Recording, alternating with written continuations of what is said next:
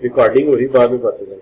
अच्छा बच्चों, अब बात हम शुरू करते हैं यहाँ से कि आज का जो टॉपिक है ना आपका, वो है इनकम फ्रॉम अदर सोर्स। अच्छा, कल हमने थोड़ा सी बात की थी, ज्यादा नहीं की थी, कि इनकम फ्रॉम अदर सोर्स किसको कहते हैं। बड़ी बड़ी इसकी मजाक है, इस किस्म की डेफिनेशन है इसकी, बड़ी जो है वो क्या कहते हैं, बड़ी मजे की डेफिनेशन है इसकी। और वो ये है कि अगर एक आमदनी है, अगर इनकम है, डेफिनेशन के हिसाब से इनकम है, लेकिन वो किसी दूसरे हेड में टैक्स नहीं हो रही, वो किसी दूसरे हेड में टैक्स है इनकम, लेकिन किसी दूसरे हेड में टैक्स नहीं हो रही, तो ऐसी सूरत में आप इसे इनकम फ्रॉम अदर सोर्स में टैक्स लगा सकते हैं। लेकिन याद रहे कि ये एग्जेम्प्ट इनकम नहीं होनी चाहिए, and it also not fall in the final tax regime, यानी डिविडेंड भी नहीं होना चाहिए। तो अब सवाल ये है कि any income which is by definition the income but not included in any other head, that is included in the income from other source. ठीक है, but it should not be exempt income, यानी like agriculture or final tax regime. अच्छा, अब बच्चों बात यह है कि हमने डिविडेंड को शामिल कर दिया था, किसमें? डिविडेंड को शामिल किया था हमने फाइनल टैक्स रिजीम में। फाइनल टैक्स रिजीम में जाके हमने इसे ऐड कर दिया था।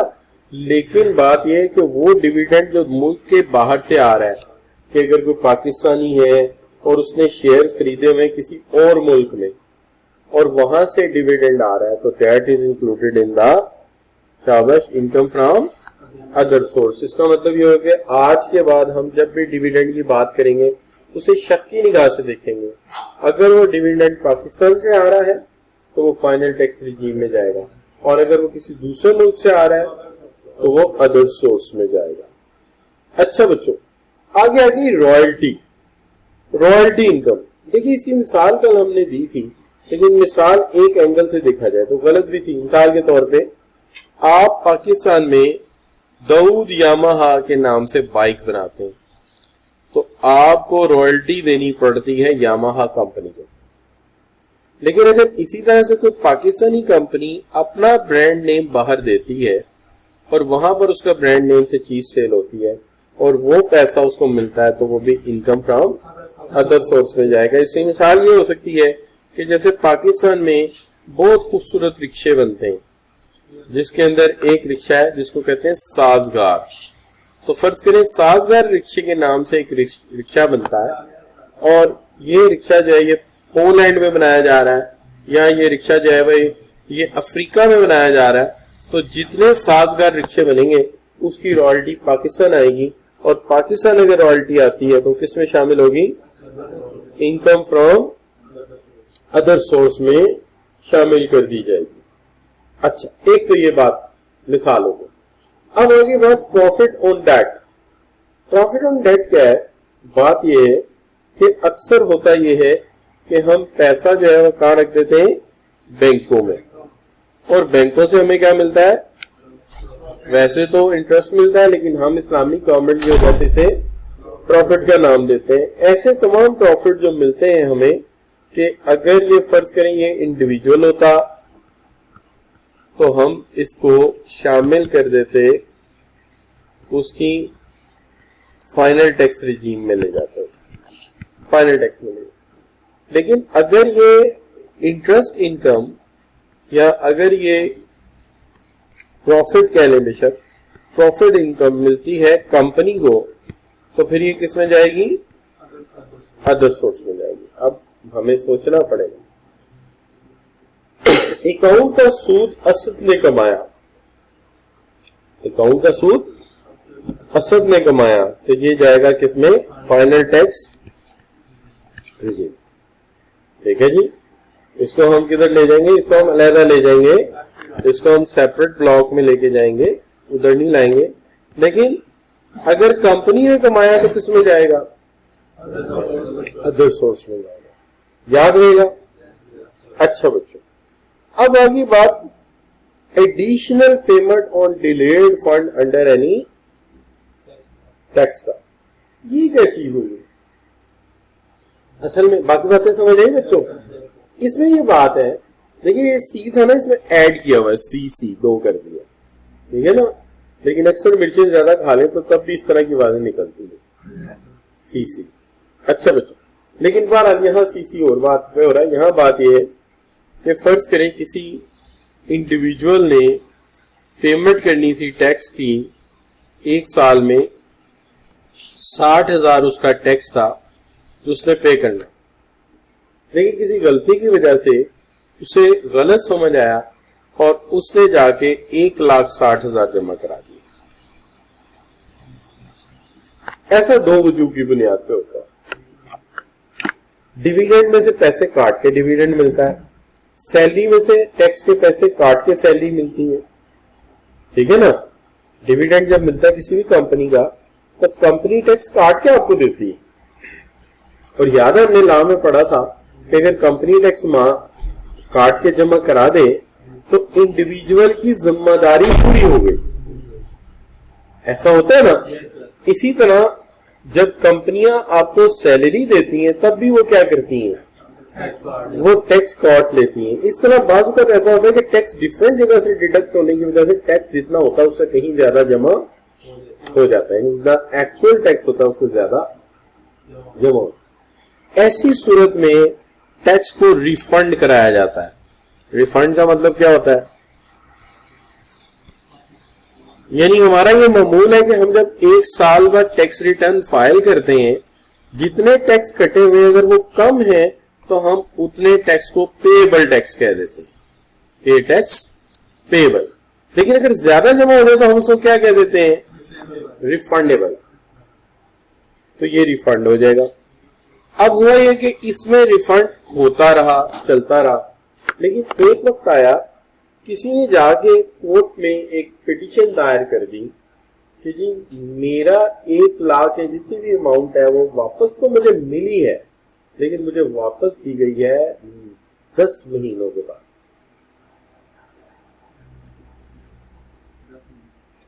अब सवाल ये पैदा होता है कि 10 महीनों बाद अगर किसी बंदे को उसके पैसे वापस दिए जाएंगे तो क्या ये वही पैसे? देखिए ना, 13% रेट ऑफ इन्फ्लेशन आज है। तो अगर आपके कोई पैसे एक साल रख ले और साल बाद आपको कहे लो अपने पैसे ले लो 1 लाख में, बड़ा ईमानदार आदमी, तो क्या ईमानदारी? 100 रुपया लिया, 87 रुपए दिए। अदालत ने फैसला किया कि तुम पैसे कहाँ रखते हो? तो उन्होंने कहा जी हम तो स्टेट बैंक के पास रखते हैं। तो जब तुम बैंक के पास रखते हो या फाइनेंशियल इंस्टीट्यूशन में रखते हैं, मैं बैंक कैसे बोल गया, कोई बैंक हो सकता है, तो जब तुम रखते हो तो तुम्हें इंटरेस्ट मिलता है, प्रॉफिट मिलता है उसमें? कहते हैं हाँ मिलता है। तो जिसके पैसे तुमने रखे हैं उसको पे करो। बात समझ आइए? क्या बोला? उसको भी उसमें से दो, पेमेंट करो। यानी फेडरल बोर्ड ऑफ रेवेन्यू ने आपके पैसे वापस करने में साल लगा दिया। अब साल लगा दिया तो 1 लाख तो नहीं देंगे ना, 1,13,000 देंगे वो। अब ये जो 13,000 है ये किस हेड में डालना है आपने? ये अदर सोर्स। समझ आई बात की? यानी कहानी जरा लंबी हो गई, लेकिन बात थी ही ऐसी कि जी आपने पैसा ज्यादा जमा करा दिया बोर्ड को, बोर्ड उसको रिफंड करेगा। जब वो रिफंड करने में डिले करेगा तो चाहे 1 महीने करे, 2 महीने करे, उसका जो परसेंटेज प्रॉफिट मिलता है वो आपको वापस आएगा।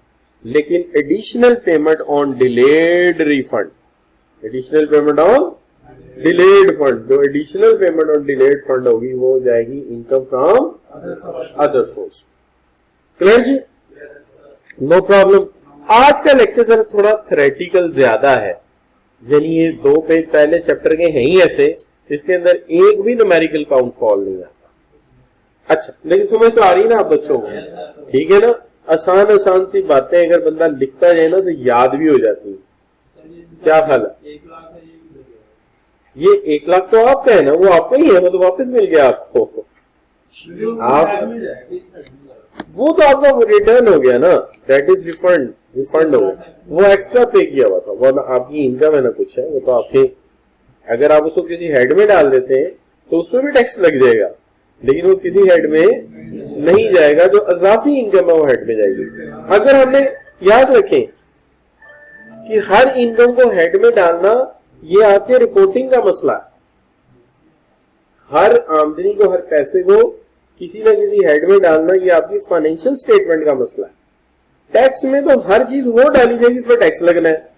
अब जो एग्जाम्प्ट होता है उसमें क्या होता है, खा जा पी जा मौज बना जा, इसको काउंट ही ना कर टैक्स रिटर्न में। तो टैक्स रिटर्न में हर चीज नहीं डाल देनी, वो लाख रुपया तो उसकी इनकम है, उसमें वो टैक्स दे चुका है पहले। कैसे दे चुका है भाई, मेरी आमदनी पिछले साल की 13 लाख थी, उसमें 1 लाख फालतू दे दिया मैंने फेडरल बोर्ड ऑफ टैक्स, तो मेरी इनकम 13 लाख गई है ना, उस पर टैक्स दे चुका हूं। वो तो वैसे ही मेरे पैसे हैं, तो 1 लाख उसके पैसे हैं, ये किसी हेड में नहीं डालने कौन से 13,000 रुपया डालना है इनकम फ्रॉम अदर सोर्स में। ठीक होगी बात। तो अगर एक बंदा सारी बातों को याद करे तो सबसे पहली बात क्या याद करेगा, सबसे पहली बात ये याद करेगा, देखिए डिविडेंड फ्रॉम अब्रॉड, देखिए डिविडेंड फ्रॉम अब्रॉड, ऊपर लिखते IFOS, डिविडेंड फ्रॉम अब्रॉड, ऊपर क्या लिखेंगे OS, क्या मतलब बाहर से आने वाली आमदनी किसमें जाएगी, ग्राउंड रेंट। अब आप देखते हैं कि बास टीचर मेरी तरह होते हैं, सिर्फ पढ़ाते हैं, कॉलेजेस में उनका शेयर कोई नहीं, उनका तो गुजारा मुफ्त से हो रहा है, यानी मुश्किल से हो रहा है, वो तो पैसे मांग के पेट्रोल डलवा रहे हैं। लेकिन बास टीचर्स ऐसे हैं जिनकी कॉलेज में पार्टनरशिप्स। हाँ अच्छा, अब सारी बातें ना किया करो। अच्छा, कमर्शियल जोन में एक खाली प्लॉट खरीदा है DHA में सटडाउन शहर। अच्छा, अब उनसे नेट सोल राब्ता करती है, नेट सोल समझते, सॉफ्टवेयर की बहुत बड़ी कंपनी है, वो राब्ता करती है और कहती है कि शाहिद साहब हमें आपका ये प्लॉट चाहिए। कहते हैं आप इस प्लॉट का क्या करेंगे, कहते हैं जी इस प्लॉट में हम सॉफ्टवेयर पार्क बनाएंगे, यानी बड़ी बड़ी कंपनियों के प्रोग्रामर यहां आके बैठेंगे, सॉफ्टवेयर हाउस बनेंगे, सॉफ्टवेयर पार्क यानी कई सॉफ्टवेयर हाउसेस। तो आप ये जगह हमें दे दें, हम खुद अपनी मर्जी की इमारत तामीर करेंगे। वो कहते हैं ठीक है। अब इस तरह की आमदनी को भी किस में डालेंगे, इनकम फ्रॉम अदर सोर्स। तो ग्राउंड रेंट लिख लीजिए, ग्राउंड क्या लिखेंगे हम कि ground rent on which building is constructed by other party, एक ऐसा ग्राउंड जिस पे बिल्डिंग किसी और ने and paying rent against it, वो इसके अगेंस्ट रेंट पे कर रहे हैं। अच्छा, अब बच्चों आपके ज़हन में एक बात होनी चाहिए, तो जी शाबाश, तो ground rent on which building is constructed by other party and paying rent against it. अब जो बात सोचने की वो ये है, अगर हम खुद बिल्डिंग बनाते और किराए पे देते तो किस में डालते, इनकम फ्रॉम प्रॉपर्टी। अगर हम बिल्डिंग ना बनाते, उसको वैसे ही प्लॉट को किसी को दे देते, वो ऊपर पार्किंग बना देता और महीने बाद किराया देता, वो भी किस में डालते, income from property.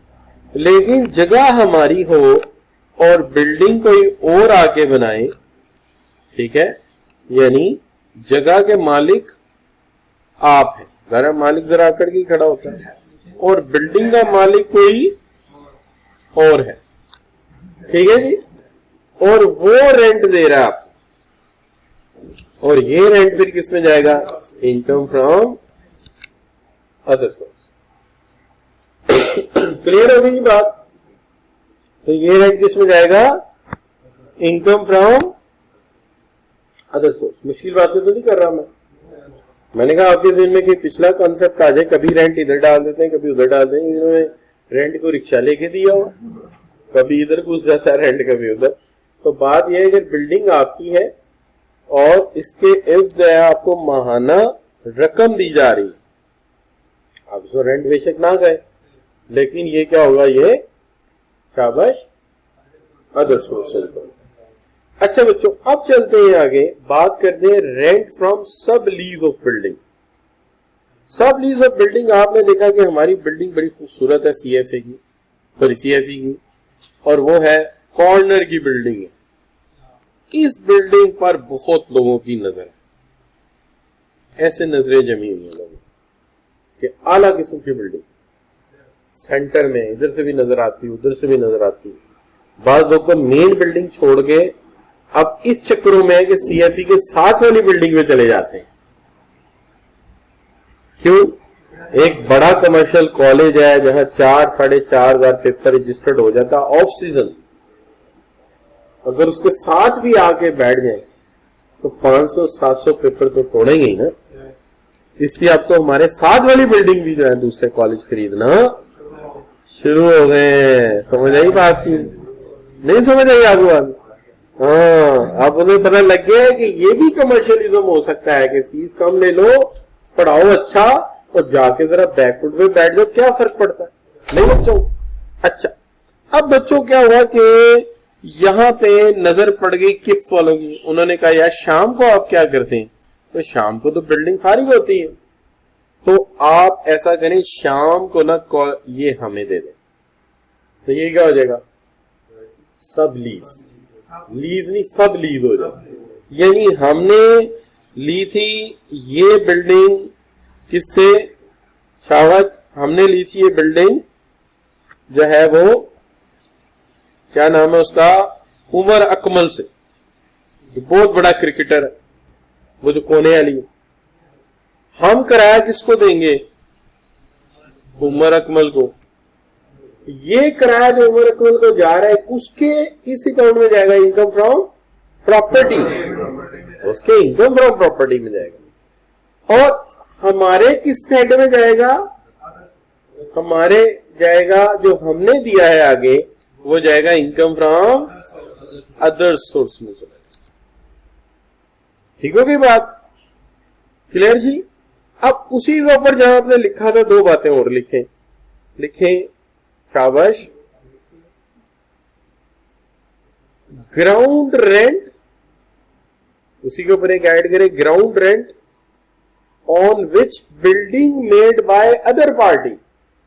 Ground rent on which, यानी एक पॉइंट ऐड करते हैं, ground rent on which building made by other party. ऐसा चार्ट बनाए छोटा सा, देखते पूरा IFFOS याद हो, ऐसा छोटा सा तवीज बना गले में डाल ले 2-4।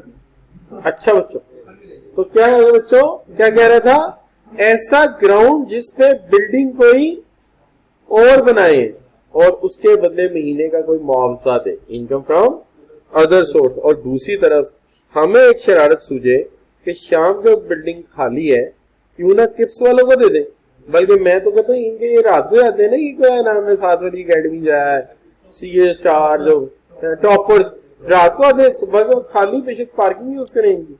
तो हमें चाहिए आपस में मर्जर कर लें, रात के वक्त वो यूज कर लें, दिन में हम यूज कर लें, क्या फर्क पड़ता है? नहीं बच्चों, आइडियाज है, कोई खर्च नहीं है आइडियाज देने में, कौन से पैसे लग रहे हैं।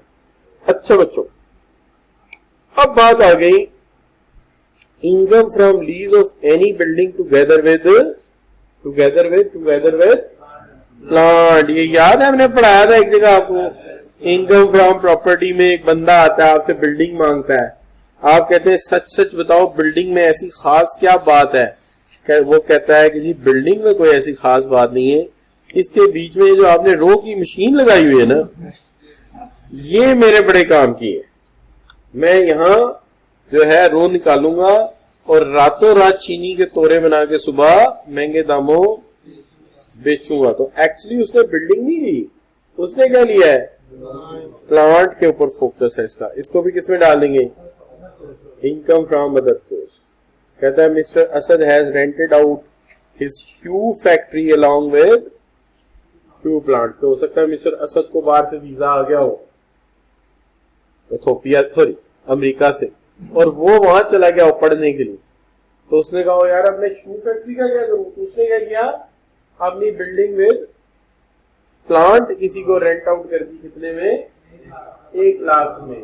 The total rental received by Mr. Asad is included in the head from income from other source। तो ये जाएगा income from other source में, याद रहे ये किराया नहीं है।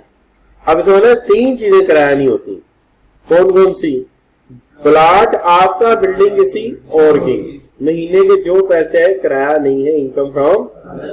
अच्छा दूसरी चीज सब लीज, यानी आपने किराए पे बिल्डिंग ली और आगे किसी और को पार्ट टाइम किराए पे दे दी, इनकम फ्रॉम अदर सोर्स है।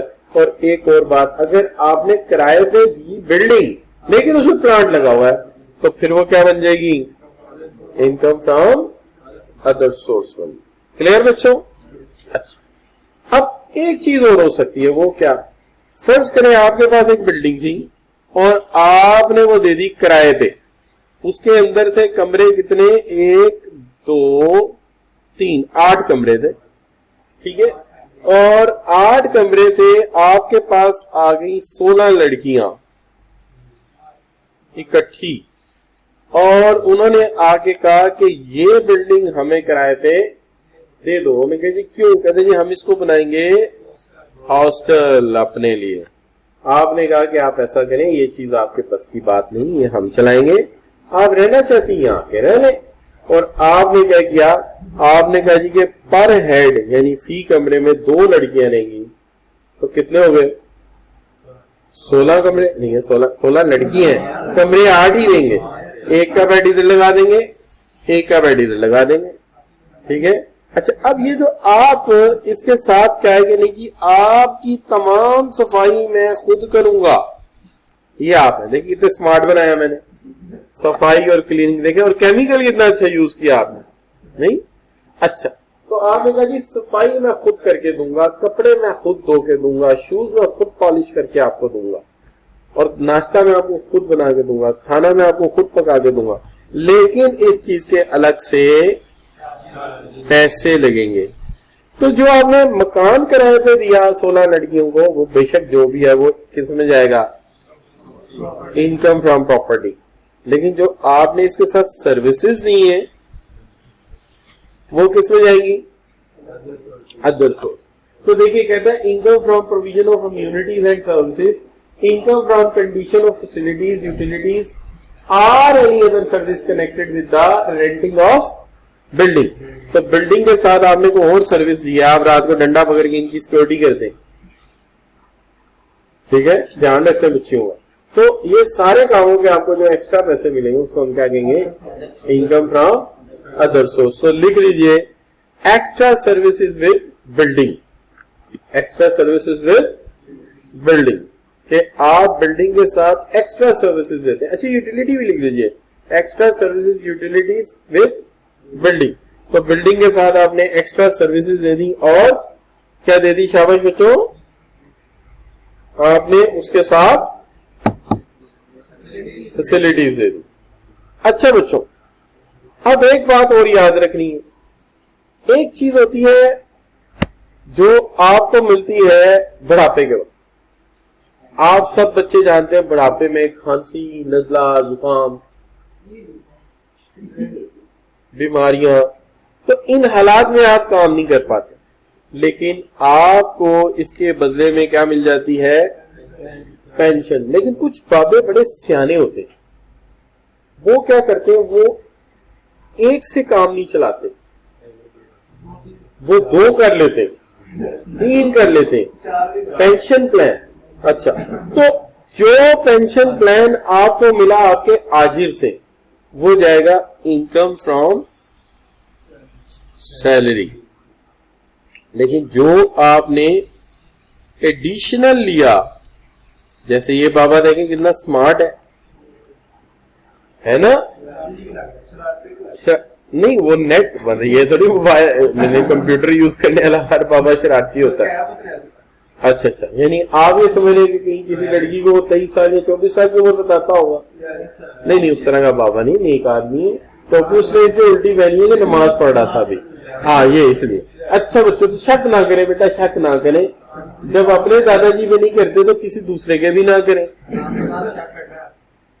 अच्छा नहीं, वो सिर्फ उस पर कहते हैं डिविडेंड पे। अच्छा बच्चों, तो अब बात ये हो गई कि किसी मुलाजिम को अपने एंटरप्रेन्योर से, आज ही समय एंटरप्रेन्योर से मिलने वाली पेंशन तनख्वाह से हासिल होने वाली आमदनी के तहत यानी IFS में, इनकम फ्रॉम सैलरी में जाएगी। अच्छा, अगर पेंशन किसी आजी के अलावा किसी दूसरे शख्स से वसूल की जाती है तो किसमें जाएगी? अच्छा मैंने उर्दू ऐसे लिख दिया, सही नहीं किया? थोड़ी सी उर्दू जरा बंदा टेस्ट चेंज हो जाता है बंदे का, नहीं? तो उसके लिए मैंने लिखी है, नहीं लिखी है कितनी अच्छी लिखी है। मैंने एम्प्लॉय को आजिर लिखा है, ये लिखा है, सारी गप्पे हैं, कुछ भी नहीं। वो स्टेटमेंट जाके डाल दी Urdu to English to Urdu translation में, वहां से जो आया वो यहाँ छाप दिया में हम था। अच्छा, तो ये सिर्फ इतना सा काम किया, जो बड़ा काम नहीं किया। So anyway, if you got the pension from your entrepreneur और फ्रॉम योर एम्प्लॉयर, तो अगर you got the pension from your employer, then it is gone into income from, and if you got an additional pension any other person than your employer, तो फिर that is gone into income from other source. Clear जी? अच्छा बच्चों जी, बच्चों मैं समझा नहीं। दूसरी पेंशन से मुराद है वो पेंशन जो आपने बैंक से खरीदी है, निजाम बैंक से खरीदी है, किसी और से खरीदी, तो वहां पे भी पेंशन प्लान होते हैं। यानी आप ये कह लीजिए कि आपने कोई पेंशन प्लान खरीदा और वो मैच्योर हो गया। अक्सर लोग खरीद लेते हैं ना, बल्कि हमें तो अक्सर लोग कहते हैं कि आप पेंशन प्लान जरूर खरीदें, अभी आपकी उम्र कोई तकरीबन 40-42 है तो अभी भी आपको मिल सकती है, 45 साल तक मिल सकती है। तो वो कहते हैं कि करा लें ताकि कल को आपको जब रिटायर हो तो कुछ तो मिल जाए, क्योंकि हमारी जॉब सरकारी नहीं है। अच्छा बच्चों, लेकिन मेरा एक अपना आइडिया था कि जब तक रिटायर होंगे कोई एक मकान वगैरह बना किराए पे दे देंगे, तो मुझे लगता है वो ज्यादा शायद बेहतर होगा। वल्लाह आलम, वल्लाह आलम। अच्छा बच्चों, अब आगे चलते हैं। अच्छा ये क्लियर है, मैं आगे जा सकता हूँ? ठीक है। अच्छा बच्चों, प्राइस बॉन्ड की बात कर लेते हैं। प्राइस बॉन्ड विनिंग, देखिए होता ये कि हम ना कुछ चीजों से पैसे जीतते हैं। जैसे मिसाल के तौर पे कभी कभी ऐसा होता है कि हमारी जो है वो प्राइस बॉन्ड से कोई रकम निकल आती है। सेवर रैफल एक होती थी, उससे बड़ा जो है वो आपको पैसे मिल जाते थे, ठीक है ना? तो ये पैसा, और इसी तरह फर्ज करें आपकी कोई लॉटरी विन कर लिया आपने, लॉटरी वगैरह होती है ना, लॉटरी आप टिकट ले लेते हैं।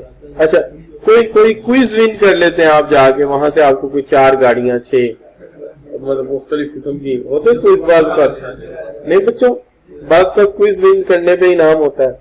क्या हाल है? बाज पर कंपनी प्रमोशन के लिए भी कभी कभी इनाम दे देती है। जैसे सर्फ का डब्बा खोला, उसमें से कूपन निकला, उन्होंने कहा कि बच्चे आप सुन नहीं रहे, आप उसमें से कूपन निकला, वो कूपन आपने दोबारा अप्लाई कर दिया, ठीक है, और पता लगा आपकी नई होंडा सिटी निकल आई, है ना? जिन दिनों मैं घर बना रहा था ना, तो मेरे एक ठेकेदार होता था, ये 2010-12 की बात होगी, तो उसके बेटे की निकल आई थी होंडा सिटी, ब्राउन कलर की, बड़ी प्यारी गाड़ी, अभी भी है उसके पास। तो ऐसा हो जाता है। तो ये बच्चों आ गया। या फिर यह है कि एक होता है क्रॉस वर्ड पजल। ये होती है कि क्रॉसवर्ड पजल की मिसाल ये होती है कि आपने देखा होगा आजकल टीवी पे प्रोग्राम आता है कि अगर तुम ये गेंद जो है उस टब में फेंक दो और अगर तुम ये चीज इसके साथ जोड़ दो तो मैं तुम्हें इनाम दे दूंगा। इसको क्रॉसवर्ड पजल कह सकते हैं। तो यहाँ से जो इनाम मिलते हैं इन पर भी क्या होते हैं? टैक्स होते हैं। वो जो टैक्स होते हैं वो जाते हैं income from other source. Clear हो गया बच्चों? तो बस आप लॉटरी लिख लें, बाकी बातें तो आपके जहन में रह ही जाएंगी। क्या ख्याल है? क्यों बच्चों? चलिए आगे चलते हैं। आगे आ गया प्रॉपर्टी एक्सप्लॉयटेशन। प्रॉपर्टी एक्सप्लॉयटेशन की मिसाल ये है कि आप बड़े आराम से अपने घर में सो रहे थे, तो मैंने देखा कि आप लोग अक्सर ऐसे ही सोते हैं ना, ठीक है जी, ऐसे ही सो रहे हैं आप बेड पे, लेकिन अचानक स्मेल आना शुरू हो जाती, स्मेल आना शुरू हो जाती है। अब जो स्मेल आना शुरू हो जाती है तो घर वाले कहते हैं कि वैसे तो इससे स्मेल आती है बहुत ज्यादा, लेकिन ये वो वाली स्मेल नहीं है, ये बड़ी डिफरेंट किस्म की स्मेल है, ठीक है। आप जो है फायर ब्रिगेड को बुलाते हैं, फायर ब्रिगेड को भी समझ नहीं आती, वो इंस्टीट्यूट ऑफ जियोलॉजी को नहीं बुलाती है, वो जियोलॉजी वाले आके कहते हैं आपके घर के नीचे तो तेल है, पहले गैस निकलेगी, फिर तेल निकलेगा, फिर लुक निकलेगी, इतना अच्छा जहीर है आपके घर के नीचे।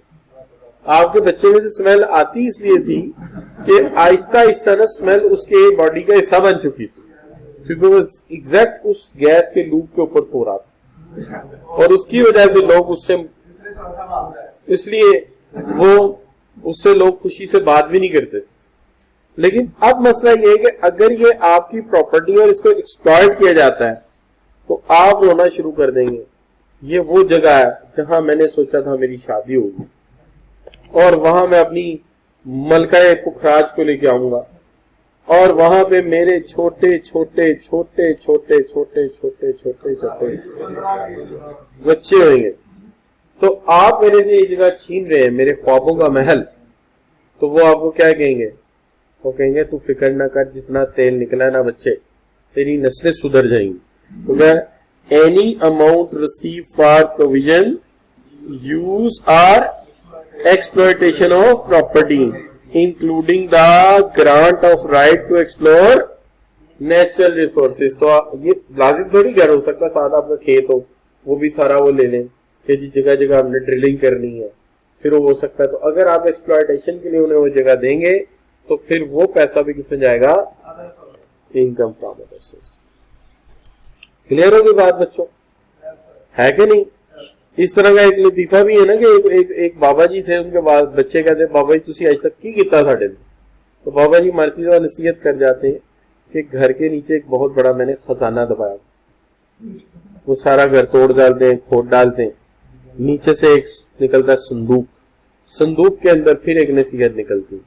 तो तुसी कहते सी ना कि मैं कितना कुछ नहीं, ਹੁਣ ਢਾ ਦਿੱਤਾ ਜੇ ना, ਇਹ दोबारा बना के दिखाओ, ਤੁਹਾਨੂੰ पता लगे मैं की कीता सी। ਹੁਣ ਢਾ ਦਿੱਤਾ ਜੇ, ਇਹਨੂੰ दोबारा बनाओ, ਤੁਹਾਨੂੰ पता लगे मैं की कीता सी। समझ आई बात की? अच्छा ये भी, अच्छा ये तो एक था ना कि एक्सप्लॉइटिंग लोकेशन, तो ये भी डाल दे उस लिस्ट में, एक्सप्लॉइटेशन ऑफ लोकेशन, लोकेशन को एक्सप्लॉइट करना, ठीक है। अच्छा, और सिर्फ एक प्राइस बॉन्ड लिख दें इसके अंदर, price bond, exploitation of location, और सिर्फ प्राइस बॉन्ड लिख दें, बाकी मेरी बातें आपको याद आ जाएंगी जब भी आप पढ़ें। क्लियर बच्चों?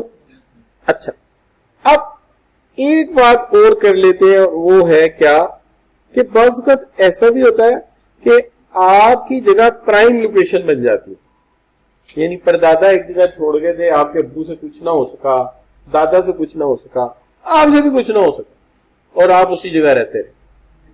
लेकिन एक वक्त आया कि वहां पे जो मुल्क में जमात इस्लामी की हुकूमत आ गई, सिराजुल हक ने सड़कें बनवा दी, मिसाल है, सिराजुल हक ने सड़कें बनवा दी।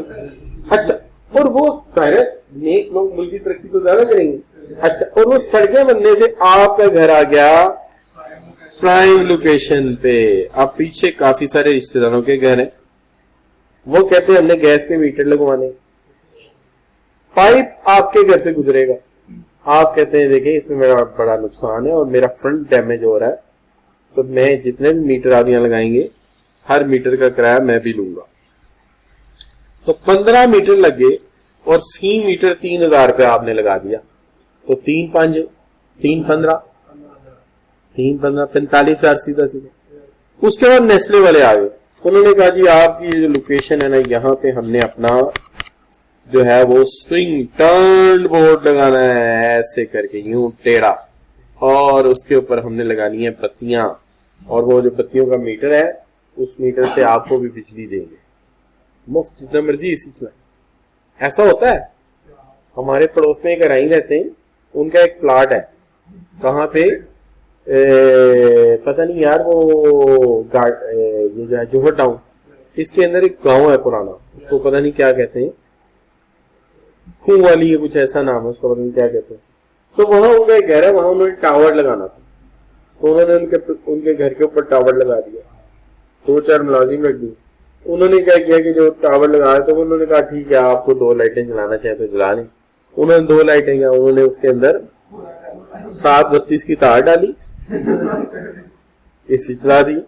अच्छा बच्चों, तो आप बहरहाल आप छोड़ दीजिए, गैस के मीटरों के पैसे, बिल बोर्ड के पैसे, ये सारे गए benefit of prime location, benefit of prime location. ऐसा होता है। ये देखिए हमारा जो पुराना CFE कॉलेज था उसके ऊपर जो बोर्ड लगा हुआ था, मैंने खुद अपनी आंखों से देखा है कि 1 लाख रुपए महीना उसका किराया। अंदाजा करें अगर प्राइम लोकेशन पे जगह मिल जाए।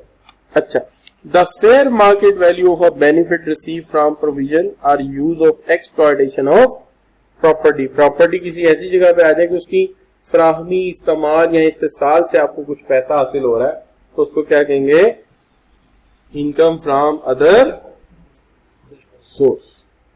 ठीक है ना, उसने उसका एक्सप्लॉयटेशन को इस्तेसाल लिखा, ठीक है ना, नो प्रॉब्लम। अब बच्चों अब जाहिर है उसकी उर्दू तो गालिब वाली है ना, क्या हाल है जी? अच्छा बच्चों, नो प्रॉब्लम, यहां तक बात क्लियर है जी? अच्छा, अब यहां तक बात क्लियर हो गई, तो अब यहां आप ये भी लिख सकते हैं ना, प्राइम लोकेशन बिल बोर्ड लिख दे, प्राइम लोकेशन बिल बोर्ड, आपको याद आ जाएगा, प्राइम लोकेशन बिल बोर्ड, सिर्फ इतना लिख दो तो याद आ जाएगा। अच्छा बच्चों, अब आ गया क्या जी, अब आ गया आपका मनी रिसीव फॉर वेकेटिंग लोकेशन, के आपके पास एक दादाजी की दी हुई दुकान थी, नहीं सॉरी गलत था, आप पास एक दुकान थी, तो हमारे यहाँ ना एक पगड़ी सिस्टम होता है। ये जो पगड़ी सिस्टम होता है इसमें पता है क्या होता है, आप एक बहुत बड़ी अमाउंट देके एक लोकेशन ले लेते हैं, लेकिन उसका किराया बड़ा नॉमिनल होता है। जैसे ये दुकान फर्ज कर लेंगे आपके वालिद साहब ने ली थी 22 लाख रुपया देके, जबकि इस दुकान की वैसे वर्थ होगी 32 लाख, लेकिन 22 लाख पगड़ी देके ले ली थी। अब किराया नॉमिनल है इसका 5000 महीना किराया इसका, तो नॉमिनल सा किराया, प्राइम लोकेशन। अब ये बात हो रही है 2017 या 16 की, आपके पास आ गया चौधरी सरवर, तो उसने कहा कि बेटे ये मकान प्लाट ना हमें चाहिए, मकान हमें दुकान चाहिए, क्या तो ये क्या करने कहते हैं यहाँ PTI का ऑफिस बनाएंगे। उन दिनों में बाहर से पैसा भी बहुत आया हुआ था, बाहर से डॉलर शॉलर आए थे, फॉरेन फंड। अच्छा, तो उन्होंने क्या किया, उन्होंने प्राइम लोकेशन पे ऑफिस बनाए हुए थे, यानी PTI का ऑफिस मेन गार्डन टाउन जहाँ कॉलेजेस बनते हैं वहां बना हुआ था, तो पैसा बाहर से डट के आया हुआ था। अच्छा, उन्होंने क्या किया, उन्होंने आगे क्या किया जी, उन्होंने आगे आपसे कहा कि ये जगह हमें दे दें। आपने कहा ना जी ना, एक तो मेरे वालिद साहब की निशानी है, और दूसरी बात ये कि आप मतलब ऐसे ही दे दूं मैं आपको, मैं पुराना नून लीगिया हूँ ये वो, तो तुम मतलब आप हमारे साथ ये बात करोगे। उन्होंने कहा यार बेटा मेरी बात सुनिए, जरा गाड़ी तक आओ। चलो गाड़ी तक चलते हैं, ऐसी कौन सी बात है, कितना को बड़ा बदमाश है। आप गाड़ी तक गए, उसने डिक्की खोली, डिक्की के अंदर पैसे पड़े हुए थे, डॉलर जो उन्हें बाहर से आए थे। आपने वो डॉलर देखे और उसने कहा कि बेटा ये गाड़ी भी तुम्हारी, ये डॉलर भी तुम्हारे, और ये लो कल गाड़ी ट्रांसफर करा लेना, अब क्या ख्याल है तुम्हारा? तो आपने कहा छोड़े जनाब, आप क्या बात कर रहे हैं, हम तो शुरू से इमरान खान के फैन रहे हैं, मैं तो जब उसे वर्ल्ड कप जीता मुझे तभी पता लग गया था ये लीडर बनेगा, तो ये दुकान आपकी हुई। अब ये जो आपने दुकान खाली करी है, अगर ये पैसे रिपोर्ट कर दिए जाएं तो क्या कहलाएंगे, money receive for vacating building, money receive for vacating building. तो कहता है any amount receive by a person consideration of vacating possession of building reduced by any amount paid by a person acquired possession of possession of building shall be chargeable under the head of income from other source। कि अगर building तुम इस तरह मिल जाए तो इसको भी किसमें डाल देंगे, इनकम फ्रॉम अदर सोर्स में डाल जी। बिल्डिंग बेची नहीं है, आपने खाली की है, सिर्फ आगे किराया वो देगा, ये 5000 पीटीए वाले दिया करेंगे, स्टेटस इसका वही रहेगा, जिस ट्रस्ट के नाम है उसी की बिल्डिंग है। ये आमतौर पर ट्रस्ट बिल्डिंग होती है जिन पे पगड़ी होती है। ट्रस्ट आपसे कीमत नहीं लेता, लेकिन कीमत के करीब करीब पैसे लेके आपको नॉमिनल से रेंट पे दे देता। इसका फायदा ये होता है कि आगे 20-25 साल के मुआहदे के बाद जब 20-25 साल गुजर जाएंगे, ट्रस्ट की फिर आमदनी वही हो जाएगी, वो फिर दोबारा पगड़ी चार्ज कर लेगा। यानी ट्रस्ट अपनी आमदनी का एक तरीका ऐसा बना लिया हुआ, ट्रस्ट ने अपनी आमदनी का तरीका ऐसा बना लिया हुआ है कि बेचो ना, प्रॉपर्टी अपनी ही रखो, लेकिन कोई ऐसा लीज एग्रीमेंट बनाओ कि पैसे भी पौने पौने पूरे हो जाए और किराया भी मिलता रहे, ताकि ट्रस्ट के मुलाजमीन की तनख्वाह निकलती रहे। तो इस तरह का फॉर्मेट उन्होंने बनाया हुआ। तो अब जब वो ले लेंगे तो ये मलकियत थोड़ी है, चूंकि आप मालिक थोड़ी है। आपके अब्बू ने भी तो किस पे ली थी, पगड़ी पे ली थी, यानी एक लीज एग्रीमेंट पे ली थी। अब वो लीज एग्रीमेंट आप उनके नाम ट्रांसफर कर देंगे, चूंकि इस तरह की लीज एग्रीमेंट में लिखा होता है कि अगर ये 40 साल के लिए, तो 40 साल के दौरान आप आगे लीज एग्रीमेंट कर सकते हैं, और फिर हो सकता है कि जैसे पीटीआई की हुकूमत खत्म हुई और वहां आगे PMLQ वाले परवेज लाई साहब आ गए, उन्होंने कहा देखें मैं आपका स्पीकर हूँ, ठीक है, बगैर किसी सिलेंडर के मुझे ऑक्सीजन आ जाती है असेंबली में, खाली तार बांध दी। अच्छा, तो आप मुझे ना ये जगह देते, वो कहते हैं ठीक है, तू भी डिक्की दिखा, वो पूरी वैगन ही खोल के रख देता है कि ले जनाब, हम कौन से आम लोग हैं, हमें भी राज्य की दिहाड़ियां लगाई हुई हैं, तो आप ये ले लें पैसे। तो वो आगे चली जाएगी, लेकिन जाएगी किसमें, इनकम फ्रॉम अदर सोर्स। मालिक वही रहेगा, किराया उसको मिलता रहेगा, जो भी परसेंटेज इंक्रीज है वो भी होगी। अच्छा बच्चों, ये भी हो सकता है कि हर अगली पगड़ी पे कुछ पैसे उसने भी रखे हो, कि हर अगले मुआहदे में कुछ मुझे भी मिले, ऐसा भी हो सकता है। अच्छा बच्चों, लेकिन जो बंदा लेके जा रहा है उसके किसमें जाएंगे, income from other source. Clear बच्चों? अच्छा, अब यह है कि कोई स्पेशल गिफ्ट मिल जाए रिटायरमेंट के वक्त, रिटायरमेंट के वक्त कोई स्पेशल गिफ्ट मिल जाए, जाहिर है अब ये जो पेंशन है ना, इसको जरा तफसील से डिस्कस करूंगा मैं सैलरी में जाकर। लेकिन कोई स्पेशल पेंशन सिस्टम में कोई अमाउंट इजाफी मिल जाए आपको, तो उसको इनकम फ्रॉम अदर सोर्स में डालेंगे। यहां मैं लिख देता हूं कि ये इनकम फ्रॉम सैलरी में कॉन्सेप्ट पड़ेगा, ठीक है। अच्छा बच्चों, अब अगर आपको कोई, बस ठीक है मेरा ख्याल है इतना, हाँ गिफ्ट, अगर आपको कोई गिफ्ट मिल जाता है, अगर आपको कोई गिफ्ट मिल जाता है तो आप कहेंगे सर ये गिफ्ट, इसकी क्या कहानी।